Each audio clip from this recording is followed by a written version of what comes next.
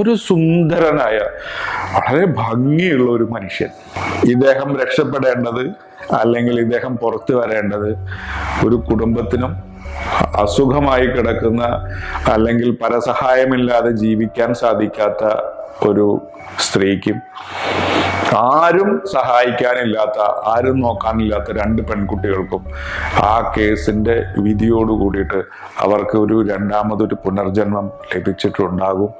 വളരെ സൂക്ഷ്മമായ കാര്യങ്ങൾ പരിശോധിക്കണം. കാരണം ചെറിയ കാര്യങ്ങൾ പോലും നമുക്ക് അനുകൂലമായി വരാം എന്ന് എന്നെ പഠിപ്പിച്ച ദൈവം ഉണ്ട് എന്നും ദൈവം സത്യം മാത്രമല്ല ചില കാര്യങ്ങളിൽ ദൈവം പലരെയും സഹായിക്കും എന്ന് എനിക്ക് തോന്നിയ ഒരു കേസാണ്.